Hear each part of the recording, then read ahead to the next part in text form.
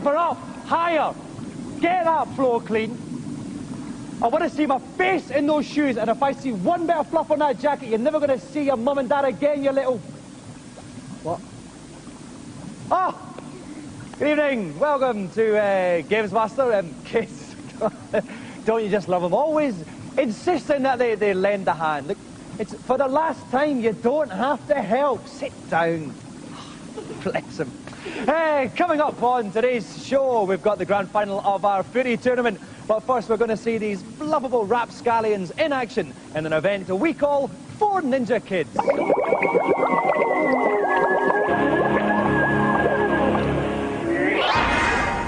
It's been a long time since I was a kid. I'm afraid to say I had a rather unhappy childhood. But things have changed since then, and kids these days have plenty of one-on-one beat-em-up action to relieve their infant anxiety. I decided to celebrate this happy state of affairs by holding an event on Virtua Fighter Kids on the Sega Saturn, involving 4 pint-sized pugilists. Let the kiddie combat commence. And so here are the 4 urchins that whose company we have the pleasure of today. We have Michael, Alex, Jim Bob and Christopher. Michael, first of all now, you're very kind, a very generous soul. You once helped out your auntie's pony, didn't you? What was the score with the pony? Well, it didn't, well, it was very ill, and after a while it had to be put down because it wouldn't last it much longer anyway. Right. So you helped it? Yeah. And then it died? Yeah. It happens, but it was a good attempt, a valiant attempt. Michael, right, Alex, let's go to you. Man United fan, your favourite player is? Karl Poborski. Why do you like Karl Poborski? Because he's fast. Right. Good hair? Do you like his hair? Not really. No, it's a bit long, a bit lank, a bit greasy. Okay, Jim Bob, now you like the Power Rangers? Who's your favourite Power Ranger? White Ranger. Why? Because he's cool. Because he's cool? Right, why is he cool? It's just one of those indefinable things, coolness, isn't it? And finally, Christopher, it's funny, you reckon you're the coolest person in the world, don't you? Yeah, because I'm good and especially good at racing ones. Right. You're the coolest because you're good at games? Yeah. It's funny because there was an article in the Face magazine saying the same thing about you there. Okay, we're going to have 2 semi-finals followed by a final, and Jim Bob and Christopher are going to be first up while we have a bums-on-seat type situation. Let's take a look at today's news.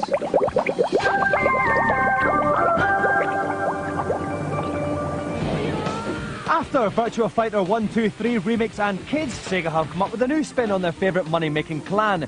Fighters Mega Mix, which sounds like a dodgy Christmas album, is out in February on the Saturn, featuring the Virtua Fighter characters against Raxel & Co. from Sega's other beat-em-up hit, Fighting Vipers. All the characters have been given new moves, but nothing's been done about their cack hair. There were a lot of things in Star Wars that bothered me a great deal. That's why there's a CD-ROM out about the making of the new Star Wars Trilogy Special Edition films, out next March. Making Magic contains previews of the new scenes currently being inserted into the classic movies, like Han Solo meeting Jabba the Hutt, who still looks like a lump of poo. Ever wonder what it's like to be in a black car sliding down a slippery slope? Of course you have. Well, hordes of Japanese people are quite literally finding out thanks to the Ice Ride, the latest movie you can watch while being thrown around inside a motion simulator. It's invaluable help to those who like to do this kind of thing in real life.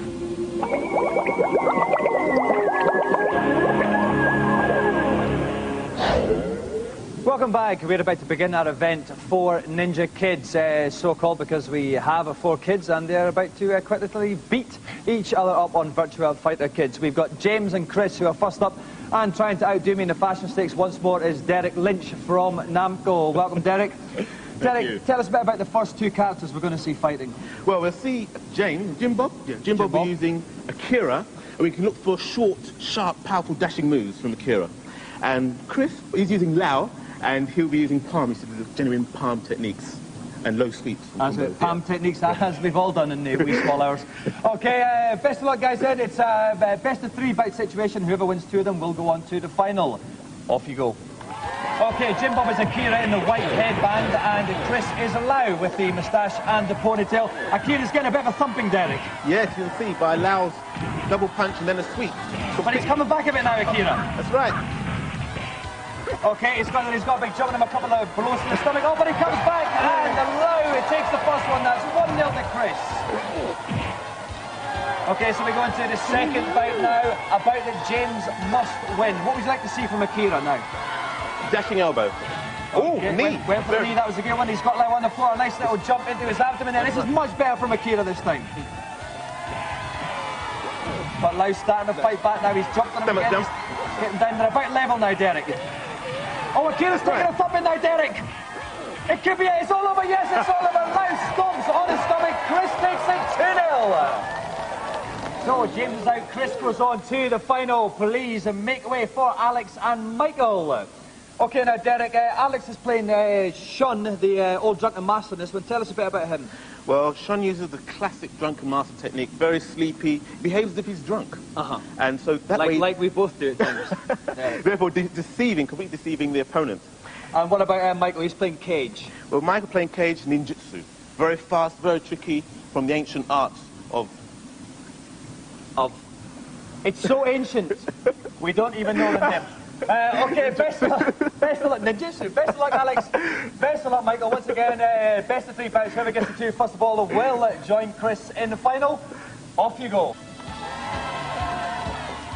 Okay, so Alex is the old drunken master. He's the guy with the beard. Michael is Cage, who is the blue ninja. That's a good start by Michael as the blue ninja there, Derek. That's right, with the stomach jump there. Takes his energy. Cage, oh, I thought he was coming back a bit, but no, it's all over again. Another quick round. Michael takes the first one. So we definitely need Alex to come back here. He obviously wasn't being deceptive enough for Shun in that first one. That's right, the speed of Cage. The speed of Cage, 1 out in the end. Okay, we go for the second bite. You can see the energy bars at the top of the screen. Yeah. It's a better start though by Alex this time. Cage's energy's down, but he's got that little belly stomp again. Okay, if we look at the energy bars again, Shun's taking a bit of a pound and this could be all over for him. He's come up with a leg sweep though, Derek. Great leg sweep there. A little drink, it's a little drink there. To revitalise it, but it didn't revitalise it enough. The energy bars are very close, but Michael takes the second one. So at the end of a very, very close bout there, Michael takes the game 2-0. He's going to go on to meet Chris in the final. While they get ready for that and while Derek and I try to work out what exactly the name of that ancient ninja art was, we'll go to today's reviews.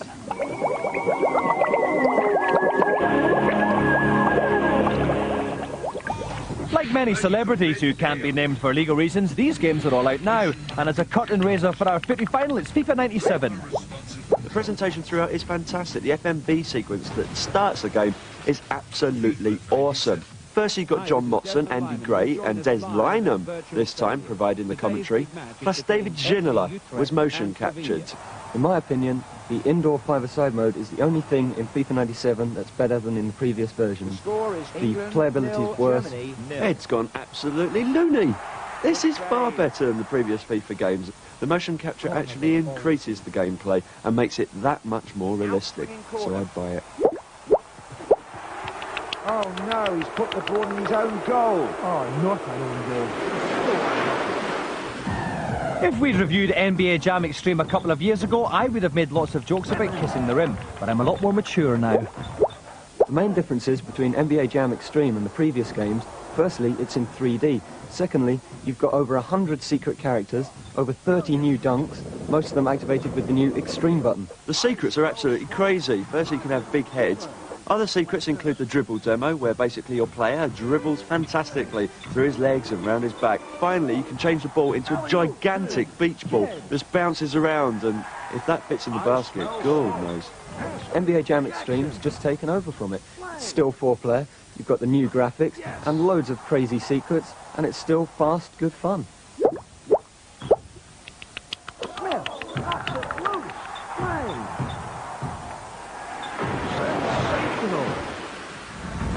Virtua On was supposed to be a tribute to the classic BBC children's series Vision On, but the programmers couldn't spell. Each robot's got 2 long-range weapons and a close-range weapon, as well as special attacks. They've also got jetpacks on their back, letting them fly up into the air and attack from above. And the split-screen 2-player mode's fantastic, and I highly recommend you have a go. The boxes on the landscape that you can hide behind become transparent when your opponent's on the other side, allowing you to see them and shoot them.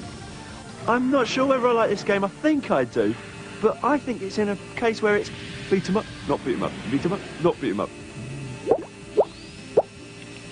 Want more information on the games? Got a modem? Hey, check our webpage.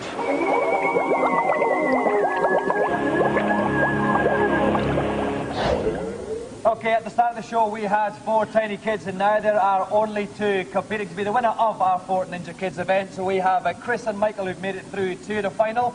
Best of luck, guys. It's once again the best of 3. Whoever wins 2 bites will walk away with the golden joystick. Best of luck, guys. Off you go. Okay, so Chris once again is playing Lau, who's the guy with a moustache and a ponytail. Michael is Cage, who's in the blue ninja pajamas. That's a nice little throwing move there from the ninja. That's right. That's one of his special techniques, his short, sharp throws. Okay, we look at the energy bars at the top. We can see it's quite even just now, but he could get a ring out there, Derek. Ring out. He has. He's kicked him out of the ring. That means it doesn't matter what his energy is like now. First bout, it goes to Chris. Okay, here we go for the second bout. Michael must win that. So what would we be looking for from the blue ninja here, Derek? We'd like to see more combos. Oh, a beautiful throw there. Oh, I love that. Oh, look Triple at throw. that. Top throw action there, followed by a kick in the neck. Very, very nice. Oh, and another one. Such a young man. He's got the throws again there, Derek. Are they difficult to pull off, or are they quite Very all right? difficult. These guys are obviously very skilled. Okay, so we can see the energy bars. Lau's come back a bit, but his energy is diminishing. That's some nice short, sharp punches there. But Lau could get another ring out here, Derek. Oh no, he's managed to switch it. He's getting the throws in again, Derek. Oh! This could tie it up. Michael coming back brilliantly, but no, then Lau's back again. But the time runs out. If we look at the energy bars, Lau's is the weakest, which means Michael as Cage has tied it 1 apiece. Okay, here we go to the final deciding bout here then. Just to remind you, Chris is playing Lau, the guy with the moustache and the ponytail. Michael is Cage, the blue ninja. Again, we've got the throws from Michael here. He is pulling out throws like sliced bread, I don't know. Throws like sliced bread, and you won't find phrases like that on any other show. Okay, now it's the blue ninja who's making all the running again. Lau's energy bars is very low. Michael looks like he can tie it up, he has. And so with just over 12 seconds of the final bout remaining, Michael is the winner.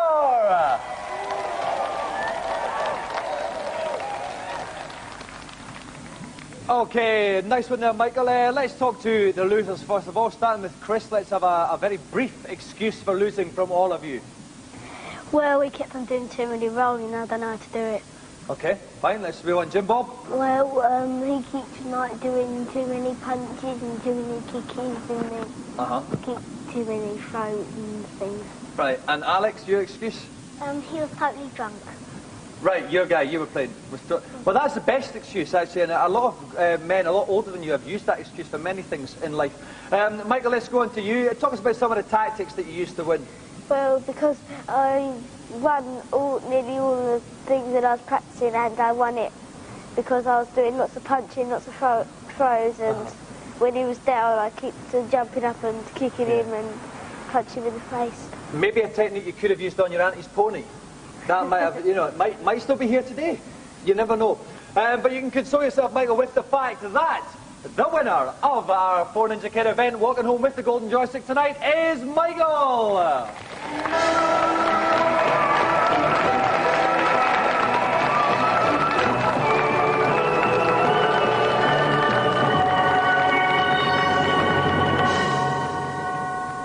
Okay, while we sweep away the broken dreams of 3 poor prepubescents, we will head towards a commercial break. Coming up in part 2, our grand final of our footy tournament. Watch those ads.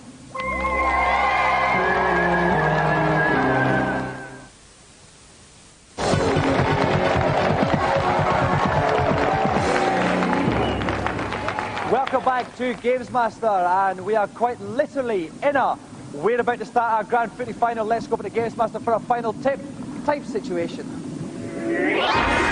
What? Oh, hello. What are you waiting for? Get on with it. Okay, so please welcome our 2 finalists, not only competing for cup final glory, but also getting the chance, more importantly, to shake my hand. Once again, Chris Armstrong and Richard Rufus.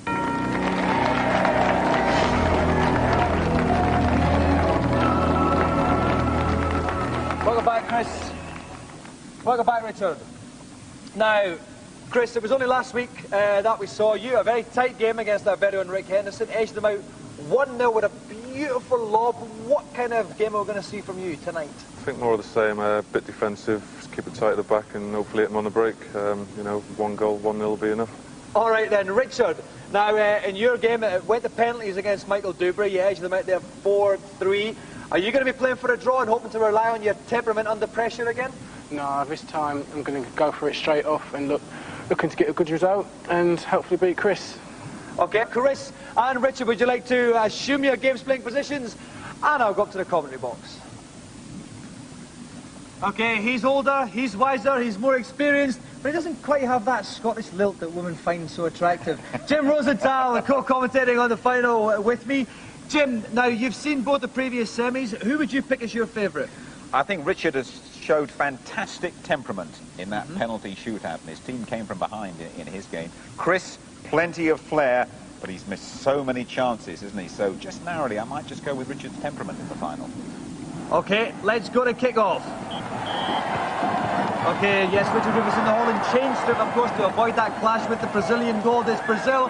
Chris Armstrong on the attack first, Jim. Will he try a chip here or will he blast? It's a great chance. He's turned away. I don't believe what I'm seeing here. He might be trying to get the distance real arrogance. Right. Well, he might have been trying to get the distance right for that chip there, Jim. Well, what a very unusual piece of play to turn away and do a figure of 8 and try a chip from there. It was the Tovel and Dean school of attacking there. But now, oh, goodness! Richard Rufus, as you were wittering there a bit, he was in the penalty area, which is the first rule you learn. Don't talk when they're in the penalty area. I was just trying to make sure that I said goodness and not something else there, Jim. OK, Richard Rufus on the attack. No, it's not, because he's been dispossessed. It's now Brazil on the attack. Well, they're giving the ball away, aren't they, like a present to each other. But Holland going back towards his own goal, and a lovely little clearance, that one by Richard. Very neat piece of play, and I think they're going to play the neat passing game here of the Dutch, and they're in on goal. He's in on goal. What a great chance this is for Richard. What's he going to do with it? Is he going to score? Oh, yes! Oh, he was so calm there, Jim, wasn't he? He just bided his time, literally took it round the keeper almost. This is a great piece of individual play by Richard. Definitely the best goal we've seen in the competition. OK, so with Chris playing catch-up, playing Brazil, playing up the pitch now. We want to see Chris pulling out, but he's going to have to get into position to try those little chips of his, Jim. Well, he's going to... I think, actually, he'll be better off taking route 1 to goal and try and drill a few. Because the goalkeeper was right. I was boxed there. That was a very headstrong keeper there, a bit grobbler-ish. But it worked. Another thing, I think Chris should really try and fire a few shots on goal as opposed to those dramatic and romantic chips that haven't really worked for him so far in this final. OK, here he comes again. He is in the Dutch box. He goes for it, but it's no problem for the keeper there, Jim. Well, he drilled that one, didn't he? But this keeper, this Dutch keeper, has been playing superbly. So it's Holland. It's a long ball up. Now they're going for route 1, Jim.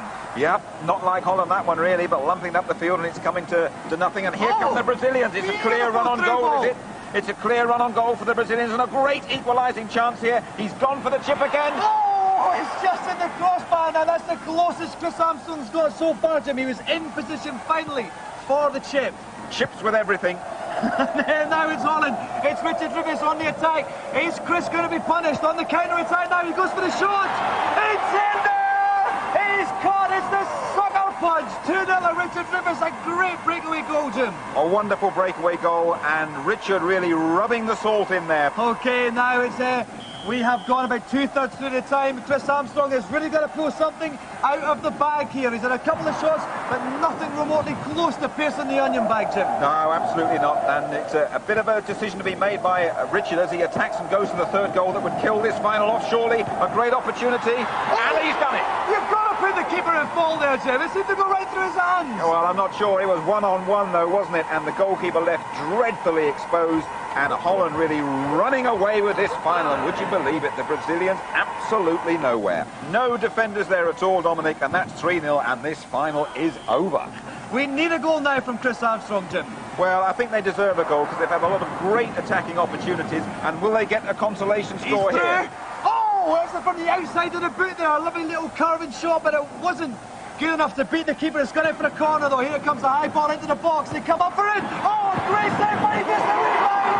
Chris Armstrong pulls one back, 3-1. Are we going to see a fight back here now, Jim? Well, you can never write off the Brazilians, can you? And they deserved it. They got it from a set piece. Good piece of play inside the penalty area. Got the luck from the rebound and smashed it in for 3-1. OK then, time-wise we are literally in the last couple of minutes though, the very last seconds taken away there. That's it, the referee has blown his whistle. That's the end of the GamesMaster Football Tournament final. A great game there, Richard Rufus winning 3-1. Well, congratulations, Richard. I'll start with you, though, Chris. You had a lot of shots on goal, but they weren't really going anywhere. Why was that? What was happening? I don't know, not too happy with my team's performance. I think it's more maybe you personally leaving your shooting boots at home. I think I'd like to see the centre forward tested, to tell you the truth. It was a bit strange, but the one goal that you did get was a bit of a cracker, wasn't it? Yeah, it wasn't bad. I've been working on the lobs earlier on, and I've been working in training, but just didn't come off today. Well, yours did, Richard. Out of all your 3 goals, which would be the pick of them? I think it'll have to be the chip, of course. It got me into the final, and I scored again in the final, so it'll have to be the chip. OK, and finally over to Mr. Jim Rosenthal. Your verdict on the game, did it live up to its expectations? It did. I normally can't tip rubbish, but we tipped Richard before the final, and he gave Chris, I'd have to say, a lesson in finishing. Well, Mr. Rosenthal, I can't thank you enough. It's been an honour to be commentating with you, sir. Chris, thank you very much for coming on. But the real thanks must go to the 1996-97 season GamesMaster Football Tournament winner, Mr. Richard Rufus!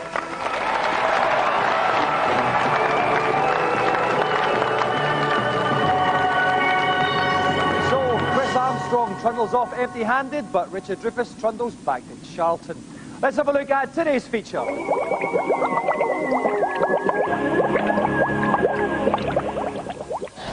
With hits like Ridge Racer and Tekken under their pants, Japanese software supremos Namco undoubtedly produced some of the best 32-bit games around. So when they sent us a large bribe to preview their latest PlayStation stuff, we said, oh, all right then. Rage Racer. No, not Rave Racer, which was Namco's follow-up to Ridge Racer, but Rage Racer. They obviously like the word. Out next February, it's an all-new driving game from the Flatbits, give me steep, steep hills school of game design. 13 cars to choose from, which you can even customise, but unfortunately the choice of 4 tracks doesn't really compete with F1 17. Next up, Namco's latest beat-em-up, a conversion of their arcade hit Soul Edge. Slightly faster than Tekken, the game has 10 characters wielding weapons bigger than mine. There's some superbly inventive ways of breaking bones as well that even Manchester youths don't know about.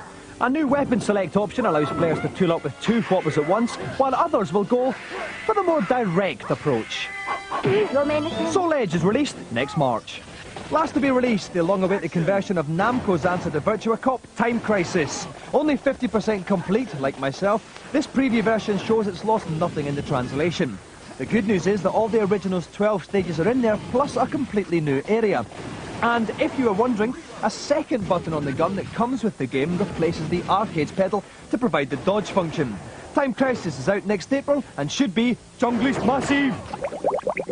OK, that's it for another show. Next week sees our Christmas special. We haven't recorded it yet. It might be fantastic. It might be pants. The only way that you will find out is if you tune in. And while you're considering that, I will give you another question to toss over in your little minds. If video games make small children violent, why is it only grown men who go off to war? Good night.